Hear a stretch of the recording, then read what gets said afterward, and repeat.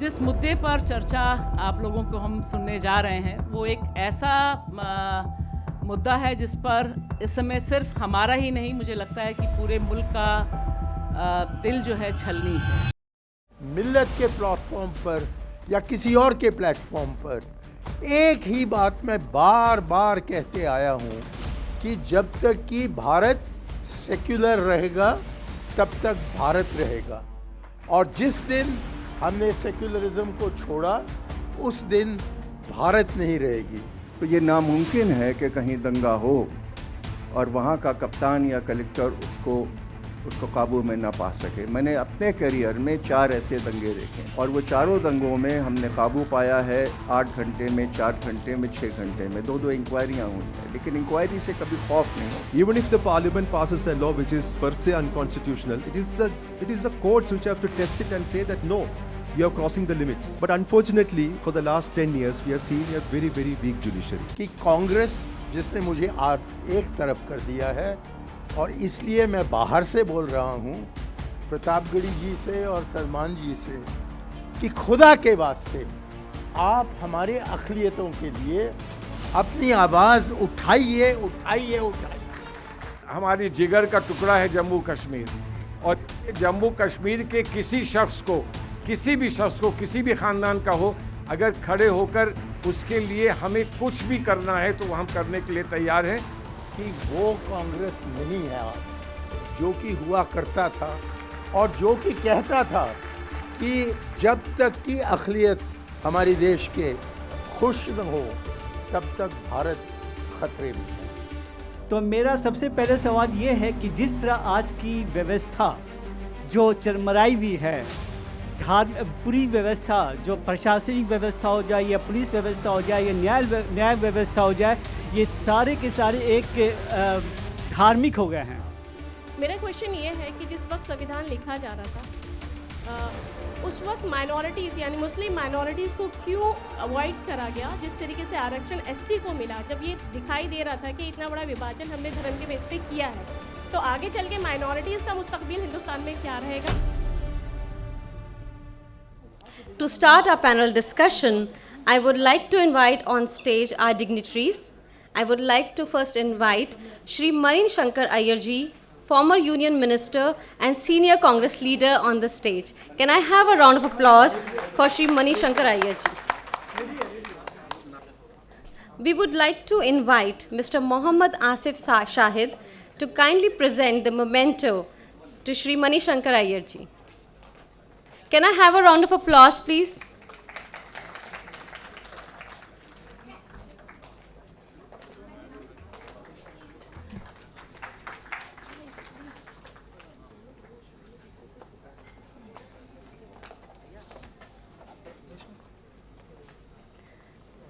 Our next guest is Mr. Najib Jung, former Lieutenant Governor of Delhi and educationist.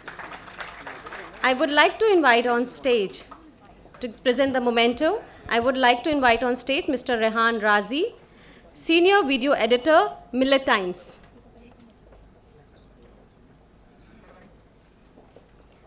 Can I have a round of applause for Mr. Jung, please? Thank you.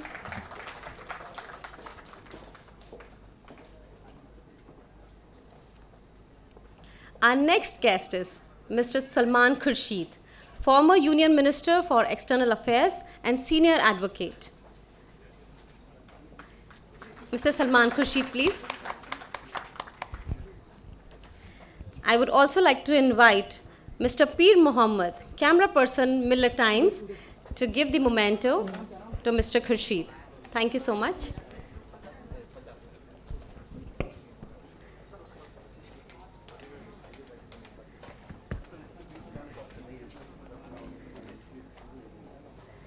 A huge round of applause for Mr. Salman Khurshid, please.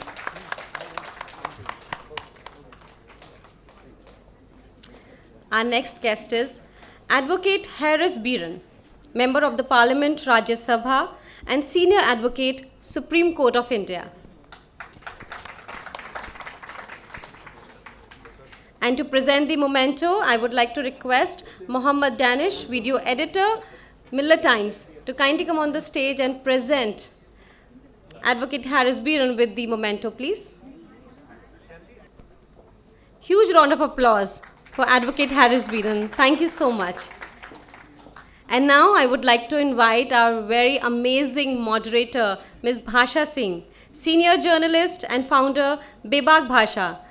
Ms. Bhasha Singh, everyone. Over to you, Bhasha. Thank you so much. I would like to invite Shaifa Naz, PR Manager, Millet Times, to kindly present the memento to Ms. Bhasha Singh. Ms. Shifa Naz, please. Okay, Shifa is outside, so, we will have somebody else present the memento. Okay. Thank you so much. Can I have a huge round of applause for all our panelists, please? And let's listen to this amazing discussion. Thank you so much, everyone. तो हम अपना panel discussion शुरू करते हैं और मुझे लगता है कि मिलेट टाइम्स ने जो अपनी जर्नी की है उस जर्नी के पूरे रिफ्लेक्शंस जो अलग अलग सेशंस हुए हैं उसमें हुआ है। आप सबका मिलेट टाइम्स के इस प्लेटफॉर्म पर स्वागत है। और जिस मुद्दे पर चर्चा आप लोगों को हम सुनने जा रहे हैं वो एक ऐसा मुद्दा है जिस पर इस समय सिर्फ हमारा ही नहीं, मुझे लगता है कि पूरे मुल्क का दिल जो है छलनी है। ज़ख्म बहुत ताज़ा, बहुत गहरे हैं और ऐसे ज़ख्म हैं जिससे निकल पाना, जिस पर सोच पाना, रोज़ ही रोज़ जो सिलसिला है, हमलों का सिलसिला है, वो सिर्फ माइनॉरिटी पर हमले का सिलसिला मुझे नहीं दिखाई देता। मेरे लिए वो जो हमले हैं वो देश के आइन, देश के कॉन्स्टिट्यूशन पर हैं, देश का जो जमहूरियत का ढांचा है उस पर हैं। और मुझे लगता है कि इस पैनल की खासियत ये है कि इसमें हमारे पास एडमिनिस्ट्रेशन का जो हुनर है, जिस तरह से दिल्ली के संभालने का काम नजीब जी ने किया वह भी हमारे सामने है।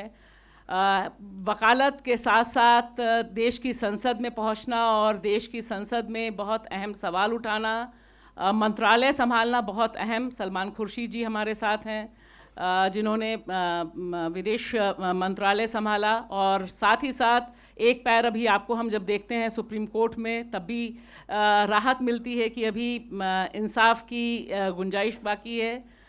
हमारे साथ मणिशंकर जी हैं, आउटलुक में थी जब आप उस समय बहुत ही अहम विभाग संभाल रहे थे, आपके पास पंचायती राज था, बड़ा क्रांतिकारी कदम उस समय आपने उठाया था, उस समय की जो सरकार थी उसने।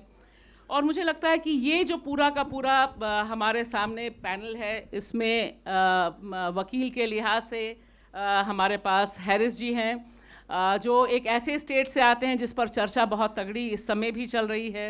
केरल, आप राज्यसभा के सांसद हैं और IUML को रिप्रेजेंट कर रहे हैं। तो मुझे लगता है कि ये जो पैनल है ये पैनल जमहूरियत पर जो हमला है, जो माइनॉरिटी पे हमला है, उस पे हम किस तरह से देख सकते हैं। और मैं जब यहाँ बैठी थी, सुन रही थी, तब मुझे अपनी जो महबूब शायर हैं फहमीदा रियाज़, उनकी कुछ लाइनें याद आ रही थी। और जब दिल्ली में उन्होंने पढ़ा था तो मणिशंकर जी आप भी उस जगह मौजूद थे, तो मैं जी तो मुझे लग रहा था कि फहमीदा ने इतने साल पहले हमारे वतन के लिए जो चेतावनी दी थी, जो घंटी बजाई थी इतने खूबसूरत अल्फाज में, तो उससे अगर हम शुरू करें, तुम बिल्कुल हम जैसे निकले अब तक कहाँ छुपे थे भाई, तुम बिल्कुल हम जैसे निकले अब तक कहाँ छुपे थे भाई, प्रेम धर्म का नाच रहा है, कायम हिंदू राज करोगे, सारे उल्टे काज करोगे, सारे उल्टे काज करोगे, अपना चमन तराश करोगे।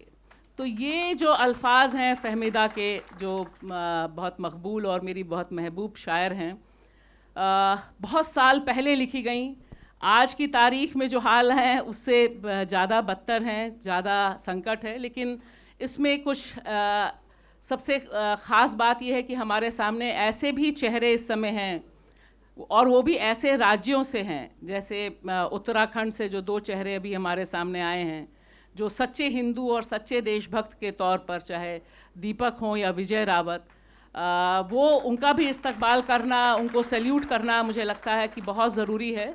क्योंकि दरअसल वही हमारा वतन है, वही हमारे वतन को रिप्रेजेंट करने वाली असली भावना है। और एक तरफ वो भी हैं, हालांकि उनके ऊपर भी केसेस हो गए, 4 केसेस ठोक दिए गए कि उन्होंने दंगा नहीं होने दिया, उन्होंने एक मुस्लिम दुकानदार के पक्ष में आकर मोर्चा संभाला। तो लेकिन ये तस्वीरें मुझे लगता है कि इस वतन में काफ़ी फैली हैं, काफ़ी हमारे चारों तरफ हैं।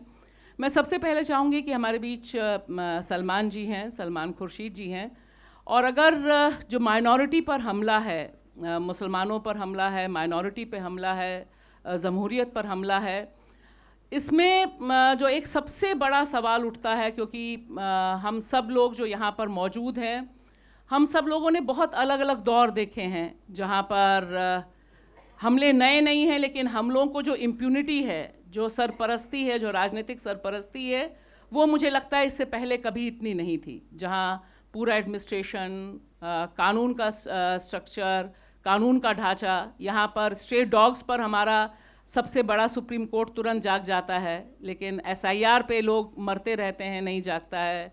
नफरती बोल असम के मुख्यमंत्री बोलते रहते हैं, लेकिन नहीं जागता है, कोई वो मोटो एक्शन नहीं होता है। इस पूरे परिदृश्य को सलमान जी आप कैसे देखते हैं? क्योंकि आपको हम अदालत में भी देखते हैं, आपको हमने सरकार में भी देखा है, तो ये जो आज का पूरा सिनेरियो है, ये कैसे आपके नज़र आता है और क्या आप महसूस कर रहे हैं या रास्ता देख रहे हैं? जी शुक्रिया। मैं समझता हूँ कि हम लोग सब यहाँ, बहुत सारे लोग जो यहाँ सामाईन बैठे हैं, अक्सरियत उसमें अगर सभी लोग का शुमार ना हो तो अक्सरियत कम से कम उसमें इस बात में यकीन करती है कि ये आज जो भी देखने को मिल रहा है ये आर्जी है, ये हमारे मुस्तक़बिल में हमको फिर से नहीं दिखेगा, बदलेगा, यकीनन बदलेगा। इसलिए कि जो हमारा ख़मीर है, जो हमारी बुनियाद है, हमारे मुल्क की है, हमारी सोसाइटी की है, हमारे समाज की है, माशरे की है, वो बहुत मज़बूत है, बहुत गहरी है। और जिन लोगों ने उसको तबाह करने की कोशिश की है या उससे खिलवाड़ करने की कोशिश की है, वो एक आर्जी मकाम है, वो बदलेगा, वो वक्त बदलेगा और उसके साथ सब कुछ बदलेगा। एक ख़ास बात मैं ये कहना चाहूँगा कि जब ये तवक्को करते हैं कुछ लोग कि हम खुसूसन एक नया समाज बनाना चाह रहे हैं इस मुल्क में, जो हमारे आइन से कुछ हट कर है, जो हमारे तासुरात का ताल्लुक़ हमारे आइन से है, और जो हमारे बुज़ुर्गों ने आइन में उसको, उस तस्वीर को देखा और उसको पेश किया पूरे मुल्क को, पूरे आवाम को, उससे बहुत अलग हट कर लोग तसव्वुर कर रहे हैं कि हिंदुस्तान कैसा हम बनाएंगे या हम बनाना चाहते हैं। हम जब मैं कहता हूं तो मैं सबको नहीं उसमें इंक्लूड करता हूं कि वो कुछ ही लोगों की राय है, सबकी राय नहीं है।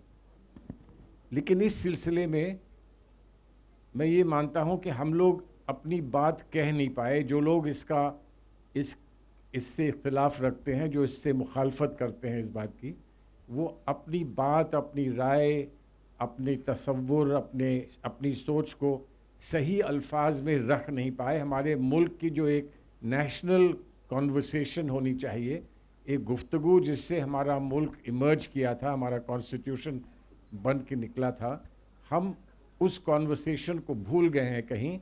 और वो कॉन्वर्सेशन फिर से हमें करनी है कि हिंदुस्तान में हिंदू, मुसलमान, सिख और ईसाई एक ही ख़ानदान के हैं, एक ही हमारा मुस्तक़बिल है, एक ही हमारी रूट्स हैं। इस बात को समझाने में हम कहीं कमज़ोर हुए हैं, और उसकी ज़ाहिर है उसकी ज़िम्मेदारी हम सब लोगों पर आती है जिन्होंने हुकूमतें चलाई हैं, हुकूमत में हैं, जिन्होंने हिस्सा लिया है, उन पर ये ज़िम्मेदारी आती है। और उम्मीद करता हूँ कि आने वाली हमारी नस्लें जो हैं, आने वाली जो कमी हमारी नस्ल ने, हमारी जनरेशन में रह गई, उसको दूर करेंगे ज़रूर, यकीनन। बहुत बहुत शुक्रिया। फर्स्ट राउंड हम लेते हैं जी। नज़ीब जी, आपके पास दोनों तरह का अनुभव है। मैं जब यहाँ पर देखती हूँ जब हमले होते हैं, अब हमले क्या कहा जाए, एक तरह से लिंचिंग होती है और वो भी कैमरे पर। जो अपराधी है वो खुद ही रिकॉर्ड करता है अपने अपराध को और वायरल करता है। तब मुझे याद आता है कि जब मलियाना हुआ था उत्तर प्रदेश में, तब तो बहुत ही छोटी थी मैं उस समय, लेकिन जो कर्फ्यू करके किताब निकली और उसमें लिखा गया कि अगर सरकार ना चाहे, सरकार की मशीनरी ना चाहे, तो इस तरह के कम्युनल कॉन्फ्लिक्ट नहीं हो सकते, उसे कुछ ही घंटों में रोका जा सकता है। आज की तारीख जो हमें दिखाई दे रही है, चाहे 17 साल का कश्मीर का नौजवान हो जो शॉल बेचने वाला हो, या फिर तमाम जो चर्च हैं जहाँ पर हमले क्या क्या कहकर, कैसे कैसे वीडियोस बनाकर हो रहे हैं और करोड़ों में उन वीडियोस को भी देखा जा रहा है, इसमें जो प्रशासन है वो पूरी तरह से एक तरफ खड़ा दिखाई देता है।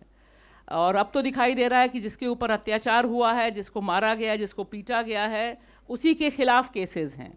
ये एक नई नज़ीर दिखाई दे रही है, नया एक सिलसिला दिखाई दे रहा है। कैसे आप देख रहे हैं? भाषा, थैंक यू। मैं इससे पहले कि आपके सवाल का जवाब दूं, मैं आप लोगों से कुछ बात कहना चाहता था अलग से। देखिए, एक बहुत बड़ा सवाल हिंदुस्तान में है और मुसलमानों से ये क्वेश्चन किया जाता है कि सिटीज़नशिप एक चीज़ है और नेशनैलिटी एक चीज़। मतलब कि हमसे हमारी नेशनैलिटी का सबूत देने का सवाल रोज़ किया जाता है, और मेरा सवाल उन लोगों से है कि किसी को मेरी नेशनैलिटी पे सवाल करने का अधिकार नहीं।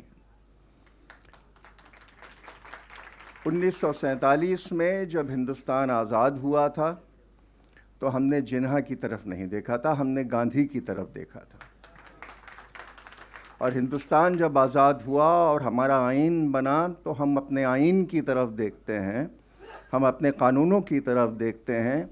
हम उस खौफ से नहीं डरते कि ये जो नदी बह रही है कि आपको डरा ले।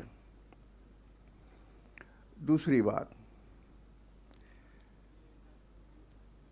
आपने जो आज के एडमिनिस्ट्रेशन की बात की है, तो आज के एडमिनिस्ट्रेशन की जो हालत है वो शर्मनाक है। मैं ख़ुद 3-4 ज़िलों में कलेक्टर रहा हूँ, फिर कमिश्नर भी रहा हूँ। सरकार के बिल्कुल साफ़ ऑर्डर्स हैं जब कोई दंगा होता है कि इसमें बातचीत बाद में होगी, अगर बातचीत न संभले तो पहले गोली चलेगी, तभी लॉ एंड ऑर्डर कायम रहेगा। अगर गोली एक तरफ चलेगी तो वो फिर बदले की भावना से चल रही है। जब 1947 में 48 में दिल्ली में दंगे हो रहे थे और काबू में नहीं आ रहे थे, गांधी जी भूख हड़ताल पे बैठे थे, तो सरदार पटेल ने अंग्रेज़ कप्तान को कहा, जिसको आज आप सुपरिंटेंडेंट पुलिस कहते हैं, कि अगर 24 घंटे में दंगा ख़त्म नहीं हुआ तो मैं तुम्हारा तबादला कर दूँगा। तो ये नामुमकिन है कि कहीं दंगा हो और वहाँ का कप्तान या कलेक्टर उसको काबू में ना पा सके। मैंने अपने करियर में 4 ऐसे दंगे देखे और वो चारों दंगों में हमने काबू पाया है 8 घंटे में, 4 घंटे में, 6 घंटे में। 2-2 इंक्वायरियाँ हुई हैं, लेकिन इंक्वायरी से कभी खौफ नहीं होता। तो हमारा जो दायित्व है वो है हमारा कॉन्स्टिट्यूशन, ये हमारी बाइबल है।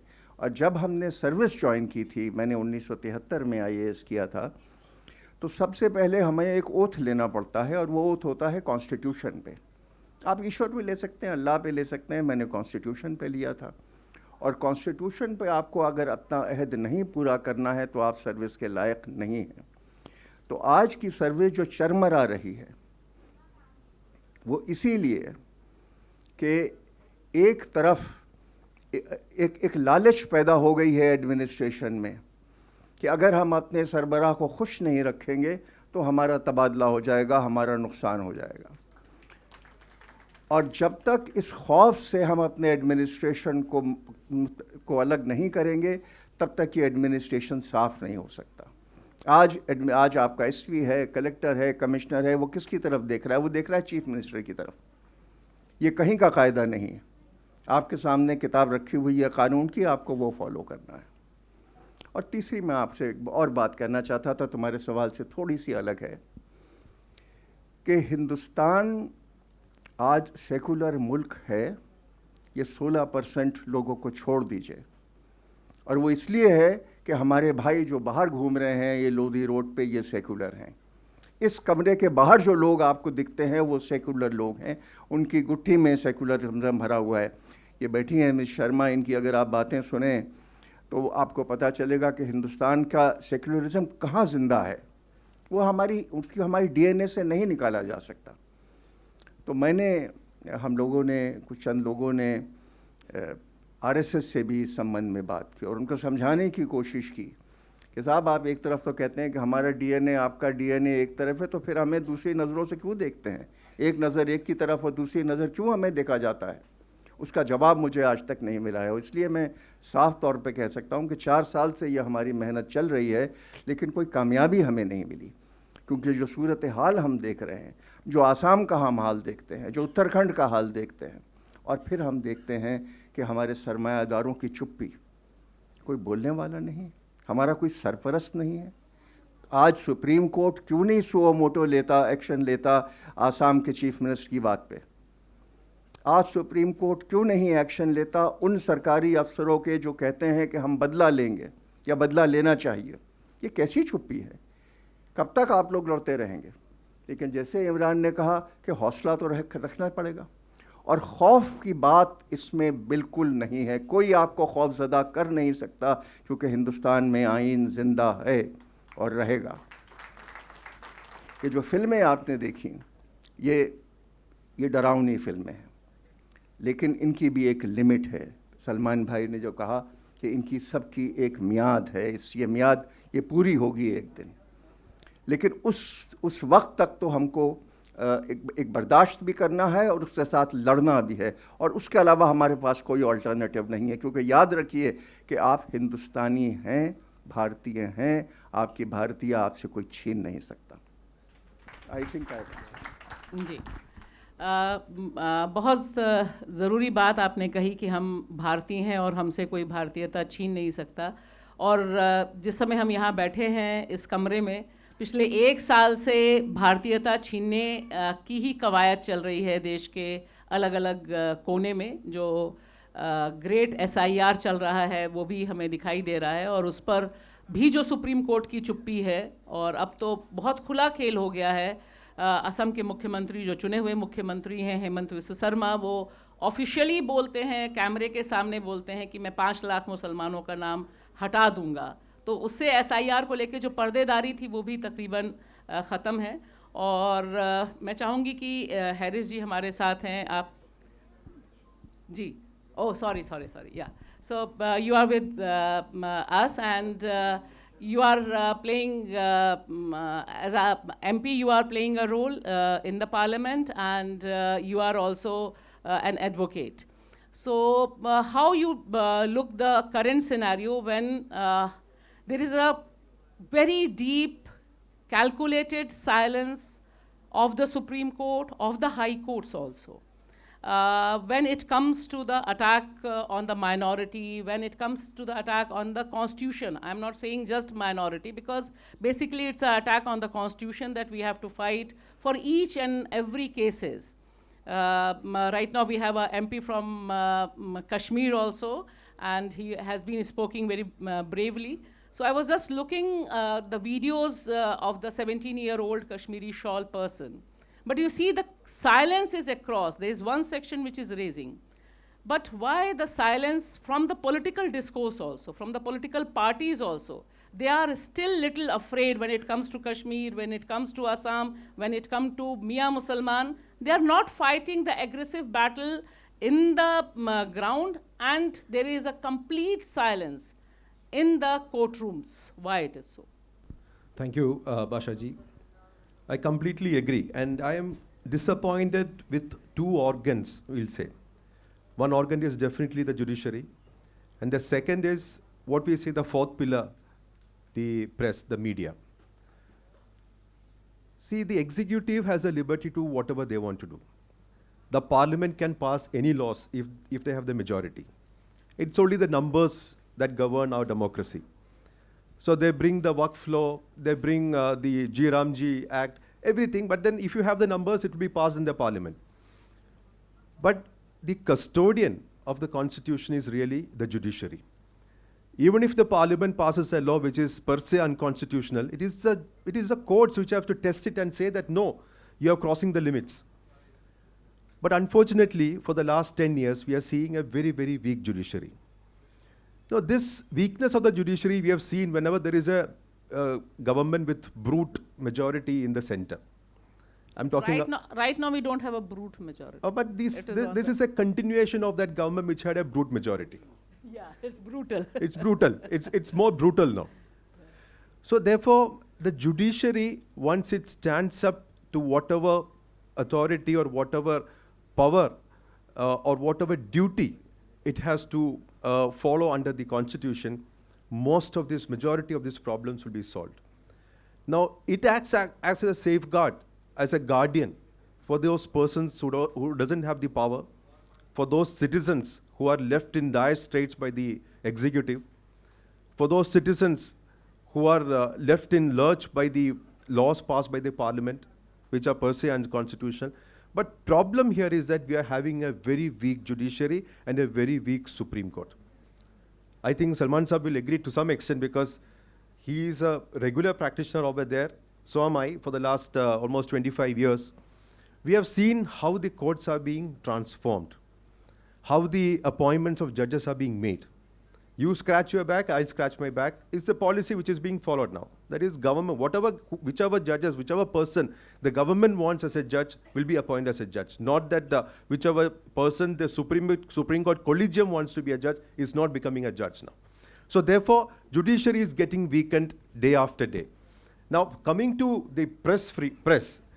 Now, that is the other institution which would have been standing for a common citizen to bring whatever is the plight of the common citizen to the forefront, which is not happening over here. Now, I was a part of a case of a media freedom. There was a channel in Malayalam called Media One, which was not given renewal by the government for some reason. When it went to the court, to the High Court, they said there is a secret document, there is a secret information against them. It's a security issue, therefore we can't divulge what that security issue. High Courts agreed with that. We came to Supreme Court. Supreme Court, we won the case, but then the beauty of the judgment was that they actually wrote what was there in that secret document. The first sentence in that secret document was that this channel is apparently trying to pursue Muslim issues. So that itself is the reason for not renewing the license of a media channel. So that is the level into which we have gone.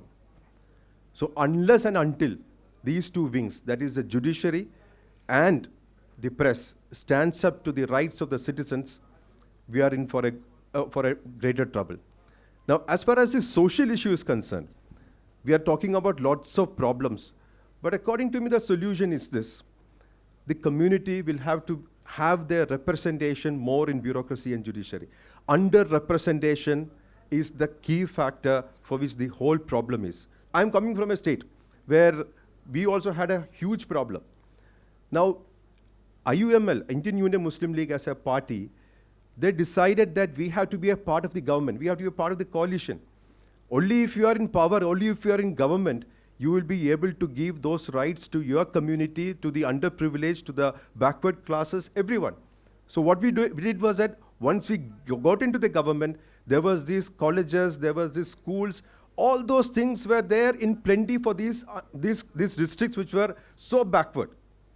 So what we have to look at now is that we have to have the representation of the community in bureaucracy as well as in judiciary, because these are the key fulcrum on which the policy matters of the government lays. And if you are not a part of the policy, then your community is going to step back a huge. So therefore, although the constitution envisages that you have to have proportional representation of backward classes in the government, but that particular thing has not been done. And that, see, even in the state of Kerala, when we took a the census by an NGO, we found that the Muslim community is lacking or is behind 135%. when you look at the population. So if Kerala has that kind of a figure, I wonder what will be the figure in the north of India. So unless you have representation in judiciary, unless we have representation in bureaucracy, this problem is going to persist. So my solution, because there is no point in talking about problems and problems and problems. The solution is representation in bureaucracy and judiciary. Yeah, thank you. So I think you made a very important point, and that's why from the representation, the great right-wingers are so afraid of. And the CM of those states are afraid of. That's why they are calling openly to go for the economic boycott of the Muslims. It's not something or some fringe element who is making a statement. It is a statement made by the CMs of the state where they are all, and immediately it start executing also. Because I was feeling very ashamed when I saw the video of a young Assami woman, girl, who was making her video that she is paying less money to the Muslim rickshawala and quoting that because my CM has said so, I am paying you less. So this scene is moving across of the representation and economic boycott at the same time the tussle is going to be. Manishankar ji, आपने दौर देखा है किस तरह से सरकार में रहते हुए चीज़ें बदलती हैं, किस तरह से सरकार कानून लाती है और उन कानूनों का बड़ा क्रांतिकारी असर पड़ता है.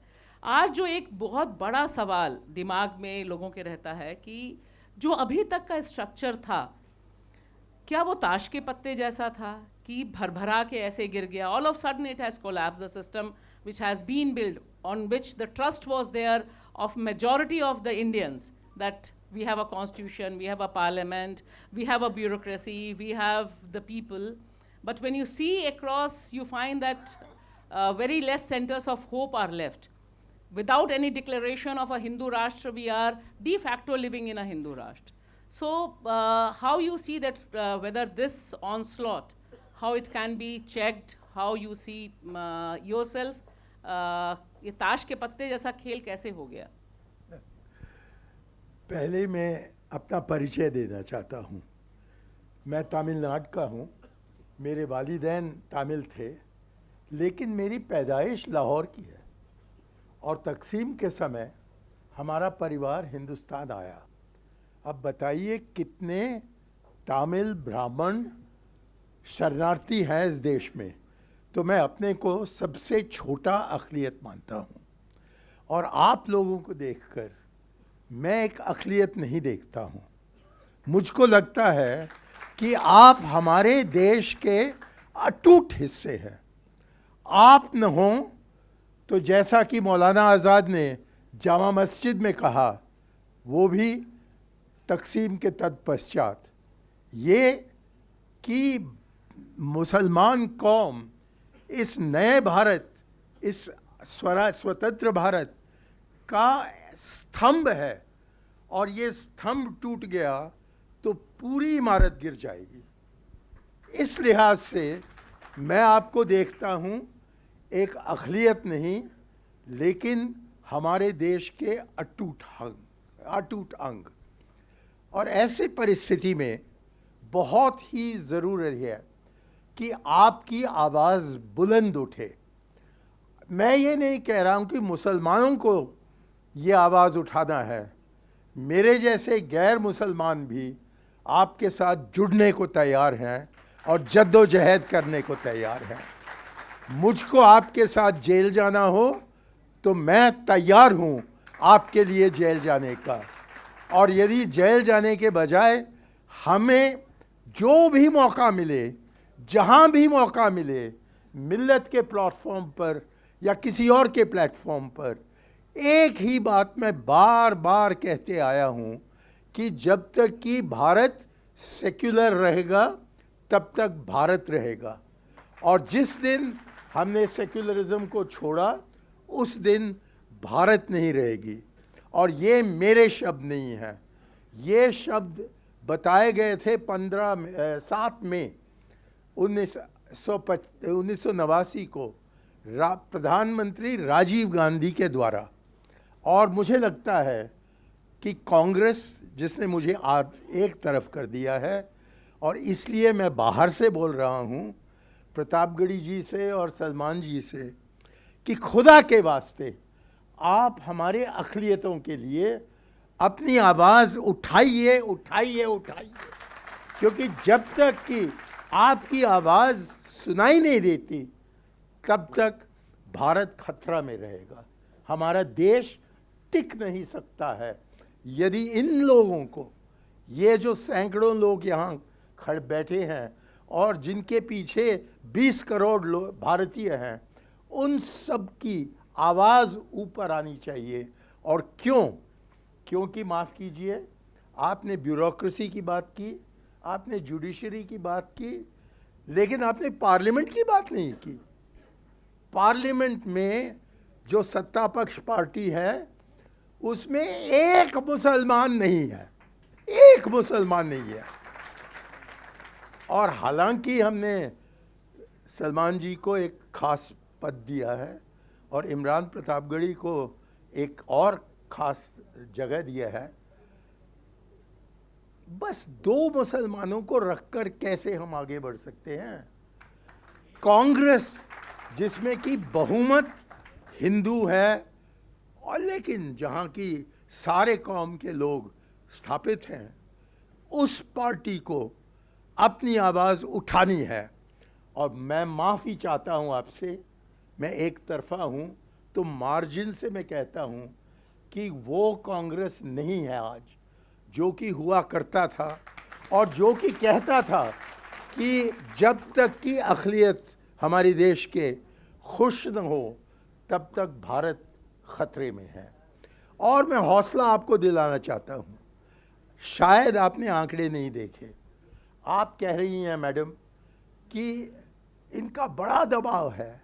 क्या दबाव? इनको कभी 1/3 वोट से ज़्यादा नहीं मिला है, छोड़िए 1-2% ऊपर या नीचे जाता है, लेकिन 1/3 लोग ही भारत के इस बीजेपी का साथ दिया है और 86% जो हैं, फीसदी जो है, 2/3 वो हिस्सा कभी 2014 में या 2019 में या 2024 में उनका बीजेपी का साथ नहीं दिया है। हालांकि बीजेपी कहती है कि हम हिंदुत्व को बचाएंगे और जब हिंदुत्व है तब हिंदू को कोई डर नहीं रहना चाहिए। मैं कहता हूँ कि हम भारतीय हैं और भारतीय होने पर हम जो भी कौम हो हिंदुस्तान में, इस विवादित देश में, इस विविध देश में, उन सब की भारतीयता को देखकर हमें उन सब का स्वीकार करना है, उन सब का स्वागत करना है। और ये करने के लिए सलमान साहब, मुझको आवाज़ नहीं दिया जाता है कांग्रेस में, तो मैं आपसे अर्ज़ करता हूँ कि आप मेरे आवाज़ बने और अपने पार्टी जिसके वर्किंग कमेटी में आप हो और जिससे कि मुझे ख़ास निकाला गया है, उस वर्किंग कमेटी में मैं चाहता हूँ कि आप बताइए कांग्रेस को कि जो आवाज़ हमारे सारे देश के लिए और जिसमें कि अक़लियत भी शामिल है, सारे देश के लिए हम आवाज़ उठाते थे, आज हम उठा रहे हैं या नहीं? जी। हाँ, थोड़ी बहुत तो हम उठाते हैं, लेकिन इसको ज़्यादा बुलंद करें। और फिर एक साथ हम दूसरे जो सेक्युलर पार्टीज़ हैं उनके साथ हमने एक इंडिया ब्लॉक बनाया, उसके लिए मैं मुबारकबाद देता हूँ। लेकिन आपने उस इंडिया ब्लॉक को कंसोलिडेट किया क्या 2024 के इलेक्शन के पहले? इसके बावजूद कि उसका कंसोलिडेशन नहीं हुआ था, 6 सीट छोड़कर बीजेपी आगे बढ़ा। यदि हमें 10 और सीट मिलते इंडिया ब्लॉक को, तो तब नीतीश कुमार और चंद्रबाबू नायडू हमारे पास आते, वहाँ नहीं जाते।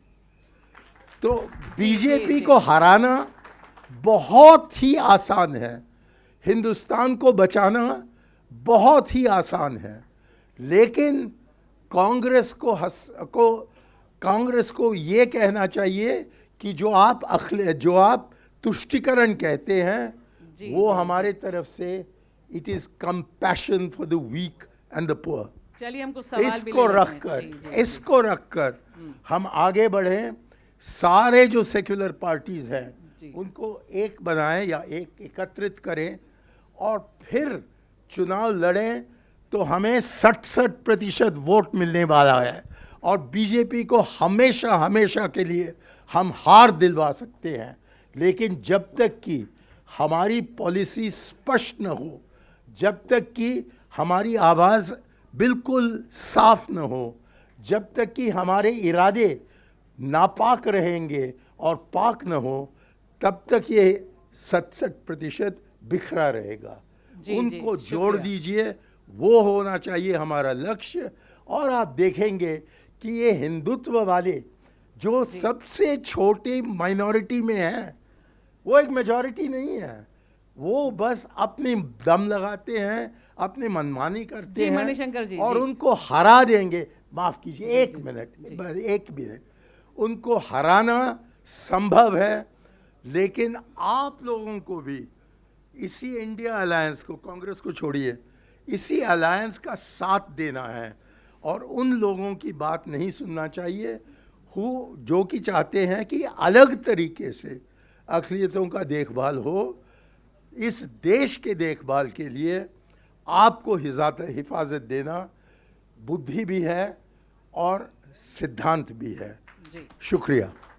अब मैं चाहूँगी कि कुछ जो सवाल हैं वो सवाल भी कुछ चुने हुए सवाल हमारे पास आ जाए। और मुझे लगता है कि जो हमारे पास चुनौती है, चुनौती कितनी गंभीर है, कितना जो हमला है वो कितना गंभीर है, उसकी चुनावी बिसात में क्या उसका जवाब दिया जा सकता है, नहीं दिया जा सकता है, यह एक लंबी डिबेट का मुद्दा है जिसे एक अलग मंच पर डिस्कस किया जा सकता है। लेकिन फ़िलहाल जो ख़तरा है वो कोई छोटा ख़तरा नहीं है, ख़तरा बहुत बड़ा है। और उस ख़तरे की गंभीरता को समझना अगर हम एक्सेप्ट ही नहीं करेंगे कि ख़तरा कितना गंभीर है, तो शायद उससे मुकाबला दो हाथ करने के जो रास्ते हो सकते हैं, जो तरीके हो सकते हैं, जो हर व्यक्ति के दिल में सवाल हैं जो सुलग रहे हैं, उन्हें आगे हम कैसे बढ़ा सकते हैं, वह भी सोचना ज़रूरी है। तो मैं अब सेशन में कुछ जो सवाल हैं वो चाहूँगी कि कुछ लोग सवाल अपने सामने रखें हमारे पास। मैं मुफ्ती फ़रोज़ आलम कासमी बोल रहा हूँ। अभी इमरान प्रतापगढ़ी साहब की ज़ुबानी जो गुफ्तगू सामने आई है और आप सब हजरात जो मेहमान हजरात मौजूद हैं सामने, इसको सामने रखते हुए हमें एक बात बहुत ज़्यादा हमारे सीनों में वो जागुज़ी है और एक मसला हमेशा हमें एहसास दिला रहा है कि यूपी में SIR का जो सिलसिला है, इससे पहले हमारे इज़्ज़त माब राहुल गांधी जी ने वोट चोरी के मसले को बहुत ही दबंग अंदाज में उठाया और EVM पर के ज़रिए से जो कुछ हो रहा है, गासिबाना हमले वोटों पर, हर सेकुलर वोटर इस बात के लिए बड़ा परेशान है और एक तरह से शिकस्त खातिर है कि ये कैसे होगा। वोट चोरी एक तरफ है और इधर SIR का मुद्दा, इसके ज़रिए से भी अपोजिशन को, सेकुलर पार्टियों को शिकस्त देने के लिए एक हथियार है ये भी जी। सवाल इस सिलसिले में, और इसकी बहुत सारी शाखें हैं और बहुत सारी चीज़ें। मैं बहुत लंबा सवाल नहीं करना चाहता हूँ। सवाल यही है कि SIR से मुकाबला करने के सिलसिले में हमारी अपोजिशन पार्टियाँ और सेकुलर पार्टियों का रोल क्या है जी। एक दो सवाल और आ जाएं जी, और अगर आप बता दें कि सवाल किससे है तो भी खैर जी। एक दो सवाल और हो जाएं जी। और प्लीज़ समय बहुत कम है, वक्त की कमी है, आप लोगों से गुजारिश है कि सिर्फ सवाल पूछिए जी। मेरा नाम अम्मार हुदा है, मैं झारखंड से आया हूँ। वैसे भी अपने जो मिली टाइम से इसको मैं फॉलो करता रहता हूँ, लेकिन मेरे सबसे पहले जो क्वेश्चन है सलमान खुर्शीद साहब से, वजह ये है कि क्योंकि ये पार्लियामेंट में फर्स्ट लार्ज अपोजिशन पार्टी के नुमाइंदे हैं तो मेरा सबसे पहले सवाल ये है कि जिस तरह आज की व्यवस्था जो चरमराई हुई है, पूरी व्यवस्था, जो प्रशासनिक व्यवस्था हो जाए या पुलिस व्यवस्था हो जाए या न्याय व्यवस्था हो जाए, ये सारे के सारे एक धार्मिक हो गए हैं। तो इस धार्मिक में जिस तरह जेपी मूवमेंट होती थी, जिस तरह कर्पूरी ठाकुर साहब, जयप्रकाश नारायण साहब, उस तरह, और आप लोग बुजुर्ग भी हैं और आप लोगों ने वो मूवमेंट देखा है, तो वैसी मूवमेंट से ही ये सरकार जा सकती है। तो ऐसी मूवमेंट आप लोग करने के इरादा रखते हैं या नहीं रखते हैं? बस एक महिला भी पीछे खड़ी है, उनको भी पकड़ा दीजिए, पीछे हैं। सर, मेरा क्वेश्चन सिर्फ आप लोगों से नहीं है, यहाँ मौजूद सभी से है। 1 करोड़ से ज़्यादा की आबादी वाले इस देश में, फॉर 100 करोड़ से ज़्यादा वाले आबादी वाले इस देश में जजेस की पॉपुलेशन इतनी कम क्यों है? सुप्रीम कोर्ट 34 जजेस ओनली, सीरियसली? थैंक यू जी जी जी जी जी जी। मैं Abdul Samad advocate from Jaipur. Please हाँ, सवाल जी, सवाल। मेरा छोटा सा सवाल है मणिशंकर अय्यर साहब से। क्या कांग्रेस में ये कमी रही है कि वो हमारे हिंदू भाइयों को विश्वास जीतने में असफल रही है और वापस सत्ता में आने का जो उन्होंने कोशिश उस तरह से नहीं की और हिंदू भाइयों के लिए को जोड़ने में वो असफल रही? इस बारे में मेरा सवाल है। जी शुक्रिया। आप यहाँ खड़े हैं जी, बताएं। My question is very simple. We have so many problems and we've been talking like till the cows come home. Why can't we unite the opposition? Why is it so difficult to unite the opposition? You know, like Mr. Shankar said, there's 1/3 of the population. Now, the 2/3 of the population, why can't we unite them? Okay, this is my question. Thank you very much. Just आपको, और उसके बाद वहां पे आप खड़े हो जाइए जी जी। यहाँ माइक, एक वहां माइक पहुंचा दीजिए पीछे। मेरा नाम तबस्सुम फातिमा है और मैं एक सोशल एक्टिविस्ट हूँ। मेरा क्वेश्चन ये है कि जिस वक्त संविधान लिखा जा रहा था, उस वक्त माइनॉरिटीज़ यानी मुस्लिम माइनॉरिटीज़ को क्यों अवॉइड करा गया? जिस तरीके से आरक्षण एससी को मिला, जब ये दिखाई दे रहा था कि इतना बड़ा विभाजन हमने धर्म के बेस पे किया है, तो आगे चल के माइनॉरिटीज़ का मुस्तकबिल हिंदुस्तान में क्या रहेगा? और हमने ये भी देखा है कि अगर विधानसभा बेस निकालते हैं डाटा, तो ये दिखाई देता है कि जैसी मेजॉरिटी में माइनॉरिटीज़ किसी विधानसभा में या वार्ड में होते हैं, उनको दूसरी विधानसभा में डिलिमिटेशन करके ट्रांसफ़र कर दिया जाता है। तो माइनॉरिटी मेजॉरिटीज़ में हो नहीं पा रही, तो लीडर्स कहाँ से क्रिएट होंगे? और मुझे लगता है कि इसके ऊपर थोड़ा सोचा जाए और बताया जाए कि ऐसा क्यों नहीं सोचा, माइनॉरिटीज़ के बारे में आरक्षण पॉलिटिक्स में क्यों नहीं रखा गया? जी शुक्रिया। थैंक जी, बोलिए आप। नजीब सिंह साहब से सवाल है मेरा। अस्सलाम वालेकुम सर। सर, आप 2009 से 2013 तक जामिया के वीसी रहे और 2006 में जामिया छात्र संघ का चुनाव बंद हुआ था। तो मैं समझता हूँ कि आपकी कुव्वत व ताकत में रहा होगा शायद कि आप 2009 से 13 तक जब आप बीसी रहे तो आप छात्र संघ का चुनाव बहाल करवा सकते थे। अगर आप वहाँ प्रयास करते तो शायद कोई जामिया का छात्र या छात्र संघ का पूर्व नेता आपके साथ आज बैठा होता इस मंच पर और हम मुसलमानों की आवाज़ वो बुलंद करता। शुक्रिया बहुत बहुत। एक सवाल यहाँ से ले लीजिए और उधर एक वहाँ दे दीजिए। मैम, आज हमारे पास जो कॉन्स्टिट्यूशन है प्रेजेंट टाइम्स में, ये इस इंफ्रास्ट्रक्चर को या इस स्ट्रक्चर को सस्टेन नहीं कर सका जहाँ पर एक आदमी की या एक पर्टिकुलर सोच की डोमिनेंस रही। आगे फ्यूचर में इस तरह से क्या और सुधार हो सकते हैं बेसिक कॉन्स्टिट्यूशन स्ट्रक्चर में? जी शुक्रिया। कि इस तरह से चेक्स एंड बैलेंसेस रहे जहां पर पावर सेंट्रिक एक जगह ना हो। जी शुक्रिया। एक पीछे दे दीजिएगा, पीछे उधर पीछे वाइट, बस।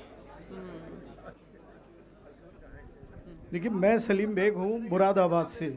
मुरादाबाद की बराबर में है संभल। आज पूरा देश नफरत के गहरे पे आ चुका, जिसमें उत्तर प्रदेश में संभल सर्वोपरि है। संभल प्रयोगशाला बन चुका है। संभल में एक पुलिस वाला जो कानून की, संविधान की शपथ भी लेता है और वर्दी पहनता है, वो किस तरह धज्जियाँ उड़ा रहा है। संभल के अंदर हाई कोर्ट के एक फैसले को वहाँ का मजिस्ट्रेट मानने से इनकार करता है। तो क्या, मैं ये भाषा जी सवाल करना चाहूँगा सलमान खुर्शीद साहब से, और मैं ये जानना चाहता हूँ कि क्या राहुल गांधी, सलमान खुर्शीद, कांग्रेस आई, उनके कान तक ये आवाज़ पहुंची कि नहीं पहुंची? अगर नहीं पहुंची तो मैं आपके जरिए ये आवाज़ राहुल गांधी तक पहुंचाना चाहता हूं। वो वहां कब आएंगे संभल में? कानून की धज्जियां उड़ रही हैं वहां पर। शुक्रिया शुक्रिया जी। सवाल बहुत सारे हैं और हम लोग सिर्फ 4 हैं। हम 4 आप लोगों के सवालों के जवाब देने की कोशिश करेंगे। एक बहुत अहम सवाल, कासिम साहब मैं अभी आप जवाब देता हूँ। एक अहम सवाल, फातिमा भी हैं पीछे शायद, उनका आपने एक बात कही थी कि जो भी रिजर्वेशन का निज़ाम है उसमें माइनॉरिटीज़ को क्यों नहीं रखा गया है। देखिए, हिंदुस्तान की आज़ादी का वक्त, हिंदुस्तान की तक़सीम का भी वक्त था और उस वक्त लोगों की ये राय थी और उसमें खुसूसन जो मुस्लिम लीडरशिप थी उसकी भी ये राय थी कि हम आवाम से और लोग जो हैं उनसे अलग ना देखे जाएं। हिंदुस्तान की तक़सीम के बाद हिंदुस्तान को एक रखना हम लोगों के लिए एक बहुत इम्पोर्टेंट बात थी। तो इसलिए ये माना गया कि हम मज़हब की बुनियाद पर रिजर्वेशंस ना दें, हम सिर्फ रिजर्वेशंस उन लोगों को दें जो पसमानदा हैं, और पसमानदा मुसलमानों को भी रिजर्वेशन मिलता है। इस बात को आप अच्छी तरह जानती होंगी। मुसलमान के नाम से रिजर्वेशन नहीं मिलता, लेकिन पसमानदा जो कौमें हैं उनको, खो वो मुस्लिम हो खो वो नॉन मुस्लिम हो, उनको वो रिजर्वेशन मिलता है। और यही एक बड़ा कदम उठाया गया था। इसलिए उठाया गया था कि हम तफरीक ना करें, हमें बंटवारा ना हो हिंदू और मुसलमान में, क्योंकि उसका तजुर्बा तक़सीम का बहुत बुरा तजुर्बा था। और इस वजह से जब हमने इस बात को आगे बढ़ाने की कोशिश करी कि आप किसी भी मज़हब के क्यों ना हो, लेकिन अगर आप पसमानदा कौम के हैं, तो आपको याद होगा सच्चर कमेटी ने इसका जिक्र किया था और उसके बाद बहुत एक फ़ैसला किया गया, बहुत अहम फ़ैसला था, जिस फैसले से आज भी जो तेलंगाना और आंध्र प्रदेश हैं उसमें पसमानदा मुसलमानों को रिजर्वेशन मिल रहे हैं और लोग शिकायत भी करते हैं इस बात की। लेकिन और जगह पर ये इसलिए नहीं हुआ कि मरकज़ी जो रिजर्वेशन देने की कोशिश थी वो सुप्रीम कोर्ट ने उस पर स्टे लगा रखा है और उसके बाद हमारी हुकूमत रही नहीं। एक बात मैं आपसे कहूं कि सवाल आपके बहुत सारे जायज़ सवाल हैं और आप हमसे वो सवाल पूछ सकते हैं, लेकिन हम इस मुल्क में जिस भी अच्छे काम को करवाना चाहते हैं या करना चाहते हैं उसमें हम आम राय रखते हैं कि नहीं रखते हैं। अगर हम आपस में इत्तेफाक नहीं रख पाते हैं आवाम, तो हम किस तरह से मजबूर हुकूमत को करेंगे कि हुकूमत सही काम करे। ये एक बहुत बड़ा सवाल है। छोटी छोटी बातें हैं, ख़वातीन के जो हुकूक़ हैं उन पर हम एक राय नहीं बन सकते हैं, हम एक राय नहीं बना पाते हैं। जो वक्फ का मामला है उस पर हम एक राय नहीं बना सकते हैं और इस वजह से हमें नुकसान होता है। अगर हम आपस में इत्तेफाक कर लें और आपस में हम ये कर लें कि इत्तेहाद हम में है, तो यकीनन हिंदू हो, मुसलमान हो, गैर मुस्लिम हो, सब लोग मिलकर, डेमोक्रेसी है, डेमोक्रेसी में अपनी राय को सरकार पर थोप सकते हैं और सरकार को मजबूर कर सकते हैं। ये बहुत ज़रूरी है। कास्मी साहब, आपने जो सवाल पूछा और पीछे संबल वगैरह के जो सवाल आए हैं, बहुत सारे मसले इस वक्त वो मसले हैं जो अलग अलग पहलू हैं डेमोक्रेसी के। हम आपस में अगर गुफ्तगू ना कर पाएँ, हम आपस में एक दूसरे को ना समझा पाएँ, तो हम किसी और को कैसे समझाएंगे, ये एक बड़ा सवाल है। और इसलिए बहुत ज़रूरी है कि आप एक बहुत अहम रोल अदा करते हैं माशरे में, सोसाइटी में। आप लोग इस डायलॉग की तरह इस गुफ्तगू की ओर हम सबको ले चलें और हम आम राय बना सकें। आम राय नहीं बन पाती और आप जाते हैं, उसका अखबारात कितना उसका फ़ायदा उठाते हैं कि आप ये बात कह रहे हैं, आप वो बात कह रहे हैं, और आप में से सबकी राय ये है कि हमने इंडिया अलायंस को मजबूत क्यों नहीं किया। सच्ची बात यह है कि इंडिया अलायंस को मजबूत करने के लिए हर कुर्बानी देने के लिए हम तब तैयार थे, आज तैयार हैं और आगे भी तैयार रहेंगे। लेकिन हमारी बदनसीबी यह है कि हर एक ने ये चाहा कि हम इसमें से कुछ निकाल लें और हम अलग हो जाएं, हम इसमें से कुछ निकाल लें और अलग हो जाएं। अगर लोग ये तवक्को करते हैं कि कांग्रेस अपना गला घोट कर ही ज़िंदा रखेगी इस मुल्क को, तो वो कहाँ से मुमकिन होगा। हमको कम से कम सांस तो लेने दीजिए ताकि हम मुल्क की बहबूदी के लिए और मुल्क की हिफाजत के लिए लड़ाई लड़ सकें और आप लोगों के साथ चल सकें। पीछे चलने को हम तैयार हैं, कंधे से कंधा मिला के चलने के लिए हम तैयार हैं, लेकिन हमको कम से कम इतना तो हमको आप समझिए कि हमको भी ज़िंदा रहने का हक़ है, इसलिए कि हर एक को हक़ है। अगर हर एक को हक़ है तो हमको भी हक़ है। अब कहाँ पर हमारी कमी है उसको आप बताइए कि आपको यहाँ आपकी जो हालात हैं उसमें ये कमी है, इसको दूर करिए, और जहाँ आप हमको मदद कर सकते हैं दूर करने के लिए आप करिए। कांग्रेस पार्टी बहुत वजूहात से कमज़ोर हुई, इसमें दो राय नहीं है, लेकिन एक राय ये भी है कि जो लोग बरसों से कांग्रेस को सपोर्ट करते चले आ रहे थे, उसमें सिर्फ मुसलमान नहीं हैं, बहुत लोग थे जिन्होंने बरसों से कांग्रेस को सपोर्ट किया। उन्होंने छोटी छोटी अपनी जजीरे बना लिए पार्टियों के, और उन्होंने कहा कि आज हम यहाँ हैं, आज हम वहाँ हैं, आज हम वहाँ हैं। इस पर गौर करने की ज़रूरत है कि हिंदुस्तान को मजबूत और कायम पाबंद रखने के लिए, आइन पर पाबंद रखने के लिए हमें क्या फ़ैसला करना है। दूर अंदेशी से फ़ैसले करें तो यकीनन हम लोगों को कामयाबी मिलेगी। जी नजीब जी, अगर आप जामिया अखिलेश यादव हमारे साथ हैं, और इस स्टेज पर मैंने अखिलेश के लिए इस स्टेज पर खड़े होकर कहा है कि हमें उम्मीद है कि वो वज़ीर आला बनेंगे, उत्तर प्रदेश के वज़ीर आला बनेंगे। तो हम वज़ीर आला बनाएं, छोटी सी जगह हमको भी दे दे कहीं ना कहीं, इतना तो आप कहेंगे ना इंशाल्लाह उसके लिए। जी हाँ, चलिए, मुझे लगता है कि अभी देखिए जामिया का सवाल इनसे मत पूछिए, जम्मू कश्मीर का मैं जवाब देता हूँ। वाइस चांसलर साहब से जामिया का सवाल मत पूछिए, इसलिए कि जामिया के लिए बहुत कुछ इन्होंने किया है, बहुत किया है, लेकिन एक निज़ाम मुल्क में बना था, आप जानते हैं, उस निज़ाम के बारे में अलग से गुफ्तगू हो सकती है। रही बात जम्मू कश्मीर की, हमारे खून हमारी जिगर का टुकड़ा है जम्मू कश्मीर, और जम्मू कश्मीर के किसी शख्स को, किसी भी शख्स को, किसी भी ख़ानदान का हो, अगर खड़े होकर उसके लिए हमें कुछ भी करना है तो वो हम करने के लिए तैयार हैं। और आपसे सिर्फ इतनी इल्तिजा करूँगा कि जब राहुल गांधी गए थे, जम्मू कश्मीर गए थे अपनी यात्रा में और वहाँ पहुँचे थे, और उनसे ये कहा गया था कि आपको हम हिफाजत नहीं दे पाएंगे, आपको चलना होगा तो आप ख़तरा मोल लेकर चलिए।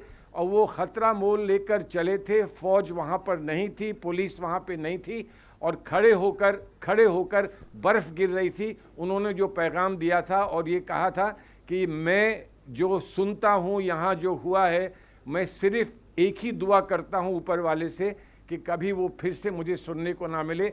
जिस तरह से मैंने अपने वालिद को खोया है, उसी तरह से कोई अपने बच्चे को या वालिद को यहाँ ना खोए, यही मेरी दुआ है। ये राहुल गांधी करके आए थे, कह कर आए थे।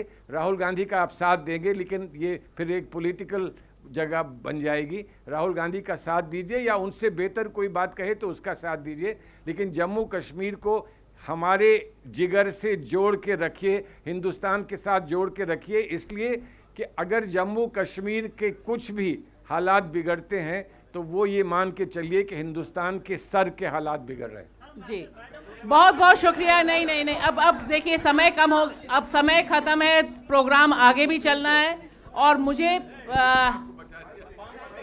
हाँ, क्योंकि कई सवाल हैं और मुझे लगता है कि ये सवाल ज़िंदा रहना ही, हमारे दिमाग में सवाल हैं, दिलों में सुलगते सवाल हैं। यह बहुत ज़रूरी बात है कि सुलगते सवाल हैं।